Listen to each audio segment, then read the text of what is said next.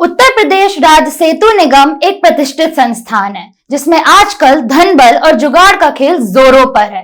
पिछले 2 एपिसोड में हमने 2 जुगाड़ू पीडब्ल्यूडी के सहायक अभियंता मोहित सिंह और पूजा श्रीवास्तव के विषय में बताया था कि ये लोग किस प्रकार पहुंच एवं धनबल का सहारा लेकर उनका फायदा उठाकर दो विभागों में नौकरी कर रहे हैं। इनके कार्यों का विश्लेषण अगले एपिसोड में करेंगे, लेकिन आज हम एक और सेतु निगम के इंजीनियर की पहुंच के विषय में बात करने जा रहे हैं। यह नाम है गाजियाबाद में सीपीएम के पद पर तैनात शशि भूषण का। ये मान्यवर दिल्ली में निवास करते हैं। इनकी पोस्टिंग 2004 में सेतु निगम में एई के पद पर होती है। पोस्टिंग के दिन से आज तक ये एनसीआर में ही जमे, मतलब एई भी वही, डीपीएम भी वही, सीपीएम भी वही।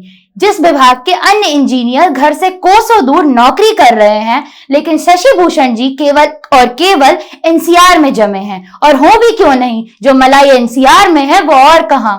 चाहे पुल गिर रहे हो या मनमाने ठेकेदारों को एक एक स्पैन का काम देकर बड़ा अनुभव दे देना हो और उसके बाद बड़ा पुल दे देना हो, इनके दाएं हाथ का खेल है। हद तो तब हो गई जब एनसीआर के डीपीएम रहते हुए इनको आगरा मंडल के सीपीएम का चार्ज भी दे दिया गया, क्योंकि इनसे ज्यादा काबिल इंजीनियर सेतु निगम में है ही नहीं। यह 1 वर्ष तक नोएडा पीएम और आगरा मंडल में सीपीएम एमडी की कृपा से बने रहे। इनका जुगाड़ यही नहीं रुका। जैसे ही सीपीएम गाजियाबाद संदीप गुप्ता रिटायर हुए, वैसे ही इन्हें सीपीएम गाजियाबाद भी बना दिया गया। यह साहब आगरा और गाजियाबाद दोनों जगह सीपीएम के पद पर काबिज हैं और दोनों जगह लंबे लंबे हाथ खेल रहे हैं। बुलंदशहर में पुल गिर जाता है, फर्म को ब्लैकलिस्ट कर दिया जाता है, जेई और एई सस्पेंड कर दिए जाते हैं, लेकिन जिसकी जिम्मेदारी बनती है उसका कुछ नहीं, और तो और प्रमोशन करके सीपीएम का पद तोहफे में दे दिया जाता है। आखिर धनबल और जुगाड़ सब पर भारी जो हैं। अब आगे देखिए, एक फर्म है वीकेजी जिससे इनकी मित्रता है। उसको 146 नंबर पुल का कार्य नोएडा में दिलाते हैं।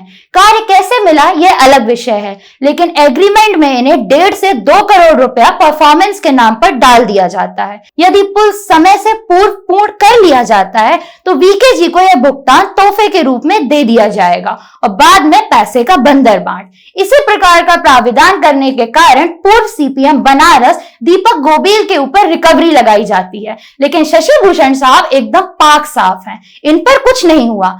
लेकिन अभी कई काले कारनामे गाजियाबाद और आगरा में किए गए हैं। वह आपको अगली कड़ी में विस्तार से बताएंगे कि किन पुलों पर क्या क्या खेल हो रहे हैं और किस प्रकार फर्मों के नाम फर्जी बिल लगाकर भुगतान किया जा रहा है। आखिर एमडी साहब कब तक इन लोगों को संरक्षण देते रहेंगे और सेतु निगम की छवि को खराब करते रहेंगे। इन काले कारनामों का चिट्ठा एक एक कर अगली कड़ी में दिखाएंगे। तब तक के लिए देखते रहिए टशन टीवी।